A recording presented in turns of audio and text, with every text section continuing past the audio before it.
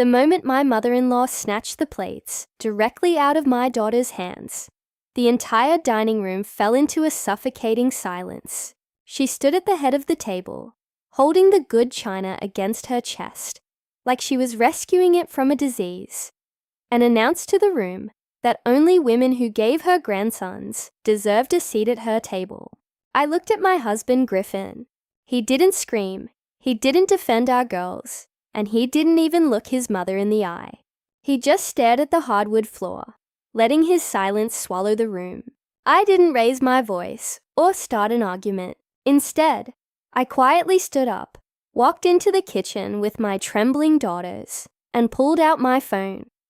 I typed a single cold word to my lawyer, proceed. By the time dessert was supposed to be served, my mother-in-law's comfortable world was already dismantling itself, and she had absolutely no idea. My name is Adelis. I'm 34, and until that exact Sunday evening, I spent years convincing myself that the worst part of my marriage was my mother-in-law's toxic family dinners. I was wrong. The worst part was how long I allowed her to sit at the head of our lives, while my husband quietly looked the other way. To understand the gravity of that one-word text message, you have to understand the 9 years of quiet humiliation that led up to it. When I married Griffin, he was kind, funny, and incredibly easy to love. Having grown up without much of an extended family, I was thrilled when his mother, Elsa, welcomed me with open arms, calling me the daughter she never had. I wanted so badly to believe her. I didn't yet realize that Elsa collected people the same way she collected her. Expensive porcelain, only bringing them out when they served a specific social purpose and shoving them back into the dark the second they stopped keeping up appearances. The very first crack in the facade appeared when I was pregnant with our eldest daughter, Marise, at a crowded family barbecue. Elsa casually asked us, in front of a dozen relatives, if we were already planning to try again for a boy, just in case. It was as if the baby girl I was currently carrying was already a disappointment before she even had a chance to draw her first breath. I did what so many women are conditioned to do. I laughed it off and pretended it didn't hurt. Later that night, Griffin apologized to me in the privacy of our car, which was his favorite way of handling conflict. Apologizing to me allowed him to completely avoid ever having to confront his mother. That quickly became the exhausting blueprint of our marriage. Griffin would wince, sigh, mutter that she's just from a different generation, and then proceed to do absolutely nothing. When Marise was born, Elsa's lack of affection became undeniable. She held her brand new granddaughter for precisely 4 minutes in the hospital room before handing her back to me with a dismissive shrug, saying they would just have to try for the real thing next time. I spent years repeating those words to myself in the quiet, dark moments before sleep, desperately trying to convince myself that I had somehow misheard her, but I hadn't. 3 years later, our second daughter, Tansy, was born, and Elsa didn't even bother showing up to the hospital. She simply sent a generic card containing a cryptic note about God having a plan. From that moment on, the emotional divide in the family became a canyon. The real shift occurred when Griffin's younger brother welcomed a son the following spring. Suddenly, the contrast between the two households was impossible to ignore.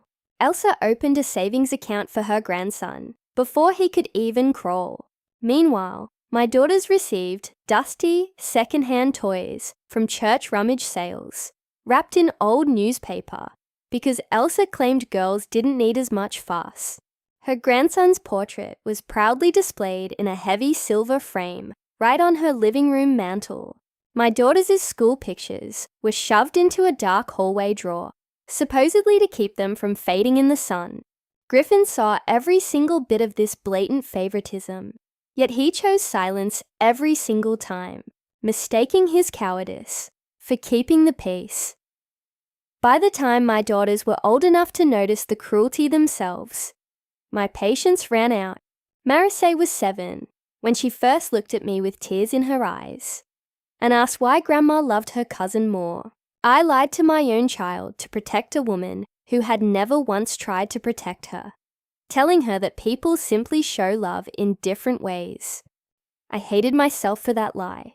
I still think about a Christmas 2 years ago when Elsa piled a mountain of expensive toys, a bicycle, massive building sets, and a giant remote-controlled truck under the tree for her grandson.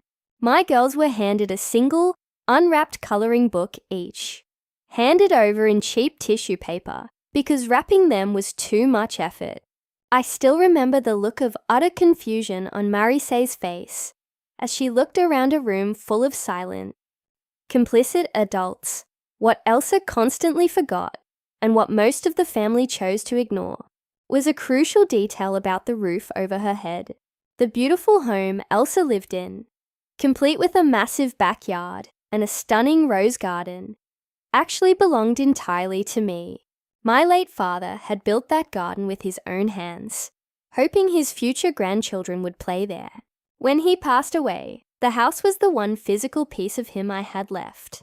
2 years prior, when Elsa's landlord raised her rent beyond what her fixed income could support, I offered to let her live in my father's house, rent-free out of pure generosity. Griffin was ecstatic, believing this massive favor would finally soften his mother's heart toward our daughters.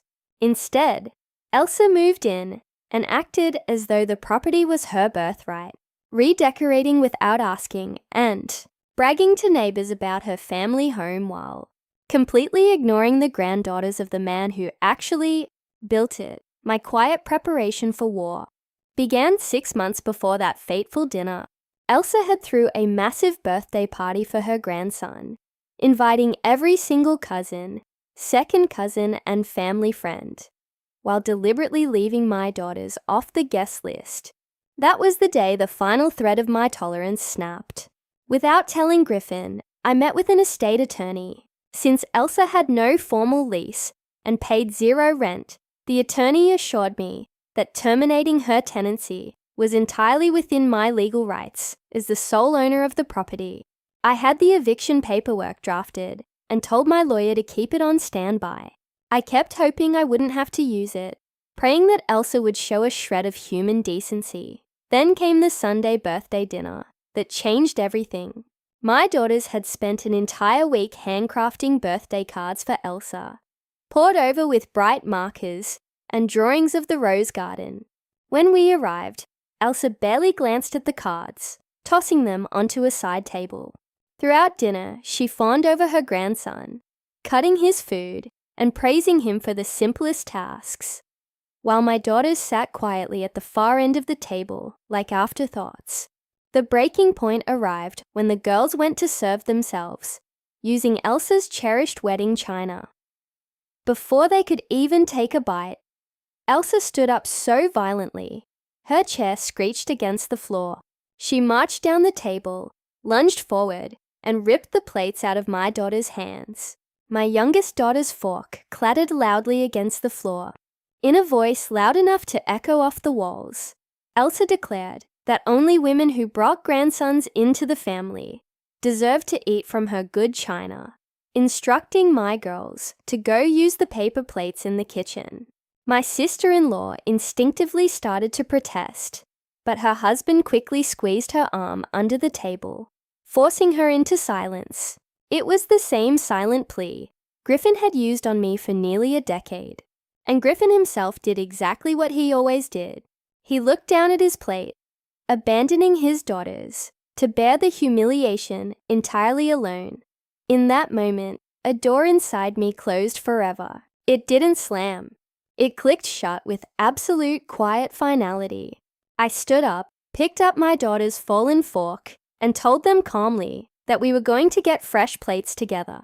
I didn't yell at Elsa, and I didn't look at my husband. I ushered my children into the kitchen, got them settled at the counter, and immediately sent that one-word text to my lawyer. The wheels of justice were officially in motion. We left early that night, packing up the girls' discarded handmade cards. The car ride home was dead silent. When we finally tucked the girls into bed, Marisay asked me in a quiet, broken voice why Grandma didn't think they were real family. I held her tight and told her that some people are simply incapable of giving real love, and that her worth was never defined by someone else's bitterness. Downstairs, Griffin sat at the kitchen table, finally admitting he should have spoken up. I looked at him and told him that his silence hadn't just kept the peace. It had actively financed his mother's cruelty, at the expense of our children's dignity. 4 days later, the formal legal notice terminating Elsa's tenancy landed on her doorstep. She called Griffin in a state of absolute screeching panic, demanding to know how her own son could allow this to happen. For the first time in his life, Griffin didn't make excuses. He told her flatly that the house belonged to his wife, that she had abused our generosity, and that if she wanted to know why she was being forced to pack her bags, she should think back to the dinner table and the plates she snatched from his daughters. Elsa tried everything to reverse the damage. She showed up at our house crying, claiming it was all a big misunderstanding, and even tried to hire a lawyer to fight the eviction. But without a lease or a single